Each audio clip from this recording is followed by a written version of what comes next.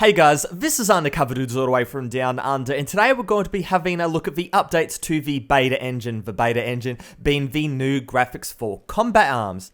A patch came out yesterday and it fixed a ton of stuff. A thread came out as well by one of the developers and it details all the fixes and whatnot. So if you guys want to go and read that, a link will be in the description below. But all the gameplay you're seeing right now are on my new optimal settings that I've gone and worked out, and you can go and see them on the screen right now. I'm hitting like 120 FPS in Junkfully, which is definitely playable. Obviously, I would like to go and cap it out, 150 FPS, go and max out my 144 Hz monitor, but that's just like pedantic type stuff. Overall, 120 FPS, I'm feeling pretty good at the moment. The lowest I've seen it drop is like 80 FPS, and that is a little bit low, but overall, it looks good and it's performing well, but I'll talk about that later. And I'm going to give a little bit of context. My rig is on the screen right now, and as you can see, it's pretty beefy. i7 970, got a ton of RAM as well, so my performance will go and vary depending on what you guys have for your system. So let's go and start out with the performance optimizations. Now, according to the thread, there has been some minor performance optimizations, and that players can expect to see, on average, an increase of around 5% in FPS. And I have to say, I'm definitely feeling that. Now, my settings, they have been optimized, and if I go and crank all the settings, I'm barely getting 50, 60 FPS. And the settings I'm on now, it doesn't look too bad. Like, in comparison to Ultra, it's not that bad, really. There's no real reason to go and run it on max graphics when you can go and run it on slightly worse graphics. The difference is barely noticeable, but you get really good FPS, and the main reason why is due to shadow quality.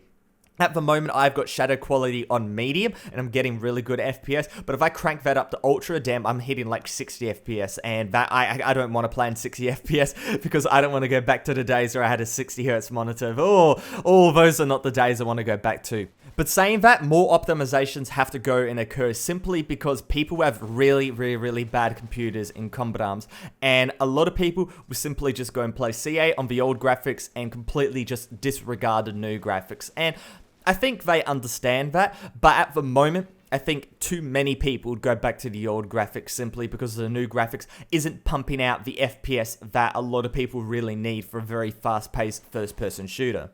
With the first version of the beta engine, there was a very annoying crisscross pattern on basically every single wall, and as you can see on screen, it is very annoying. And Nexon fixed it. Good on them. Basically, it's due to color differing. Color differing is a internal setting that Nexon has access to, and we don't. And basically, it goes and increases the perceived quality of walls of objects, and it doesn't go and stress the computer anymore, which is good in theory. But they had it cranked up way too high, and because of that, it was really going and producing this pattern.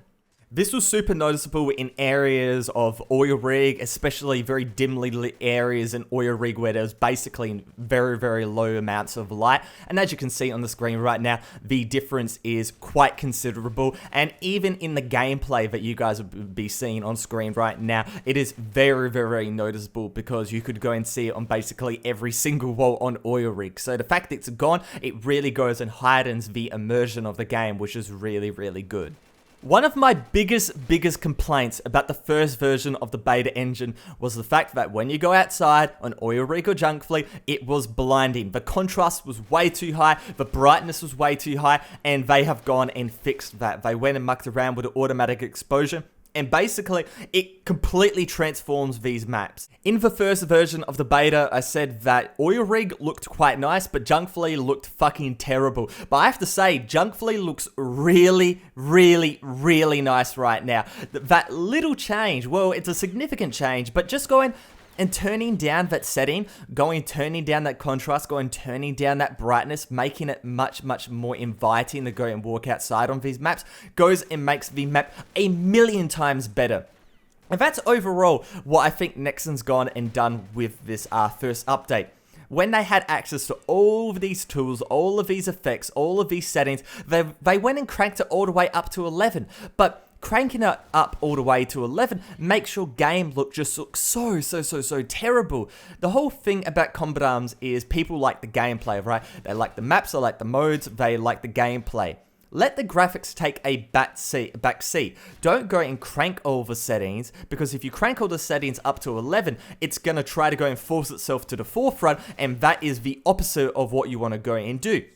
They took my advice. They didn't take my advice. They took our collective feedback, and they went and turned everything down, and now the graphics are there. It's looking quite nice, but it's not taking the forefront. The gameplay is the forefront, and that is really, really nice. Are there still issues with the beta engine? Of course, but I'm going to talk about those later on in the video. Now, the next thing I want to go and talk about is the lighting quality. Now, in the first version of the beta engine, everybody turned the lighting quality all the way down to potato. Now, you'll be asking, why did we go and do that? Well, it was a twofold effect. The first reason why was when you had lighting quality on potato, it made walking outside and looking at the sun on maps like Oil Rig and Junk Fleet more bearable. Was it still blinding? Yes, but it was definitely less blinding than if you cranked everything up to ultra. The second reason why we went and put the lighting quality on potato is the fact that we wouldn't go and get a grey tint across our screen. Now, this was very, very, very annoying, and in this build, I still go and see it time to time in some sections of the map, especially outdoors in Oil Rig. It's extremely washed out, and that grey tint is quite annoying. But saying that on Junk Fleet, I don't get it that much. Inside in Oil Rig, I don't get it that much. So I believe it's a partial fix, but overall, it seems extremely washed out at times, and I'm not really sure if it's my end, I don't know if it's Nexon's end, but it is very weird indeed. Another big complaint I had with the first version of the beta engine was the fact that when you're walking around maps and whatever, your gun would be lit incorrectly. It would be extremely bright or extremely dark. It would have this very grey cartoonish look to it. And overall, it went and ruined the immersion. It made the gun look pretty terrible in my opinion. But now that has more or less been fixed. It still goes and crops up once in a while when you're going running around with certain weapons, but overall, especially like on the M4A1 SOT mod, as you guys can see right now, it looks quite nice. Here is a before and after screenshot that Nexon went and provided. On the first screenshot here, it is very grey, it's very washed out, it's very cartoonish, but in the after, it looks quite nice and the weapon looks how it should be. But with that said, are there still issues with the beta engine? And yes, there are. The main issue is, in my opinion, when you're walking around on Oil Rig and you can see these rainbow blotches on the walls. Now, I've got no idea why this is the case. My hypothesis is due to the lighting quality and the lighting settings and automatic exposure.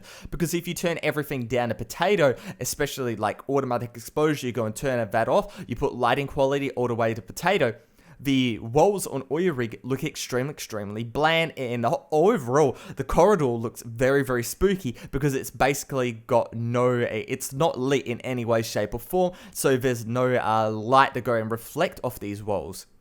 But when you go and have the settings on the settings that I have, it has this reflection on the walls that goes and gives these really weird shapes of light, and overall, it looks out of place. But saying that, I do like how it goes and spices up the walls a little bit, but it looks cartoonish, and overall, I don't want it to be bland, but I don't want it to look like I'm playing fucking Minecraft. So you've got to go and maybe give it a little bit of brightness to the walls, but don't go and have this weird reflection-y rainbow color to it. That's not what Combat Arms needs. I'm pretty sure it's a bug, and I'm pretty sure Nexon will get around to it, and hopefully this gameplay can go and help them out. You guys know it, but I don't give a shit about graphics in the end of it. I care about gameplay, I care about performance, and one of my biggest problems with Combat Arms right now, with the public client, is the fact that if you have a mouse that supports 1000 Hz, and you have it on 1000 Hz setting, your mouse is completely fucked. Like, it goes and wobbles, as you can see on the screen right now. This wobbling effect isn't me. This is simply that the public Combat Arms engine, the public Combat Arms client, simply just doesn't go and support 1000 or 500 Hz, and you have to go and change your mouse to 125 Hz in order for you to even go and play this game properly. And I am very happy to go and say that on this version of the beta engine, the whole mouse polling rate issue has been fixed. Now this is a twofold effect. The first effect is very obvious. If you're running a mouse on 500 or 1000 Hertz, you won't go and get this very erratic, very abnormal type of movement when you go and move your mouse. But the second effect is you will go and get the benefits of running your mouse on 500 and 1000 Hertz. And that means more accurate movement and more smooth movement. And overall, in a very fast-paced shooter like Combat Arms, that is very, very important. So congratulations, Nexon. You've gone and fixed probably one of the biggest issues with this game, and it brings Combat Arms even closer to being a competitive esport. This was one of the big problems holding it back, and now that this is fixed, we hope it can be brought to the old engine, but the fact it's on the new engine is a really good sign. But saying all of that, the biggest problem with the whole beta client in the first version was the fact that there was input lag. Input lag being, when I move my mouse, my crosshair does not move. We experienced it in the Combat Arms meeting. We talked about it then. We said that it was unplayable. It was shipped with the first version of the beta client, and it made the beta client unplayable. Nobody played on it simply because it was impossible to go and aim properly. I'm happy to say that Nexon has definitely gone and reduced the input lag, but there is still a considerable amount left. And the thing with me, and the thing with basically every gamer, is if there is any sense of input lag, it just feels uncomfortable. And the fact that even if it has been reduced by a considerable margin, there is still enough of it there where it's extremely difficult for me to aim, extremely difficult for me to snipe, and overall it's an uncomfortable experience for me trying to go and aim in this build. It's a definite improvement over what we had before, but it's not good enough. It's still laggy, it's still difficult to go and aim, and overall it's an uncomfortable experience, and I don't see myself swapping to this build anytime soon because of this issue. This issue is the one thing that's saying, okay, I don't want to go and play on the new graphics simply because it goes and hinders my ability to go and play this game in such a dramatic way. But with that said, I think there's still a ton of issues relating to this engine, and the majority of them are in relation to the lighting. Now, the main issue that I can see from my first few playthroughs is that rainbow blotchiness on the walls, but overall, I think it comes down to, okay, if you're playing on Potato, the difference between playing on Potato and playing on Ultra is extremely significant. Now, look at games like Counter-Strike Global Offensive, Call of Duty, Battlefield, all these AAA games. When you go and play on low settings, you just see less quality. And then you go medium, you see a little bit more. You go on high, you see a little bit more. You go on ultra, and you get the best settings possible. But when you play on Combat Arms, playing on Potato and playing on Ultra is like playing a completely different game because we have access to the lighting properties. When we're looking at the new engine just completely independently, there is a very big difference between going and having the lighting properties on Ultra or having the lighting properties on Potato, as in like it's extremely difficult to go and see some people cross map, but then saying that it could be a little bit easier on some other settings. But when you go and compare it to the old engine, I still go and say, and I don't know if people are going to share the same view as me, but I still find it much easier to go and find where people are across the map with the old engine. And if I was going to go and play matchmaking, I'd still go and play on the old engine simply because it is so much easier to go and spot enemies. Nexon has to go and work out the lighting so it's consistent, so players don't have an advantage or a disadvantage of running one engine or the other. Now, in terms of shadows, that is a very difficult thing to go and work out, but excuse that for a second, and let's just go and focus on lighting for now, and just go and standardize it across the board, because if you don't, then overall people are going to have very different experiences, where if you look at other AAA games, the only experiences were, well, okay, the game looks better, but here, it's wow, I'm playing legitimately a different game with this different lighting settings. With all of that said, Nexon has put in a ton of work. They have gone and fixed a ton of bugs and really big problems with this beta engine. And overall, it's getting closer and closer to a state where I would go and move to it full time. But at the moment, because of the mouse issues, because of the lighting, I'm still going to be playing on the old engine. But overall, it's looking towards a state where down the line, I think I could be going and playing on this new beta engine permanently. But with all of that said, can Nexon go and apply this ethos, this productivity to other areas of Combat Arms? Because in the end of it, an updated graphics engine is nice, but people are going to go and play Combat Arms for the gameplay, not for the graphics. If people wanted to go and play an FPS for graphics, they would go and play Crysis or Battlefield or Titanfall or games like that. And Combat Arms, it's not going to go and shine in the graphics department in comparison to those games. So overall, it's a good calling card, but it's not something that's going to go and make or break this game. What will make or break this game is fixing the major gameplay issues. And I've talked about them before, but if that ethos and productivity could be applied to those, then damn, I think Nexon, they're on a really, really sweet spot. But for now, and I know there's different departments before people can go in and complain, but you know what I mean. But for now, it's Undercover Dudes all the way from Down Under. Out.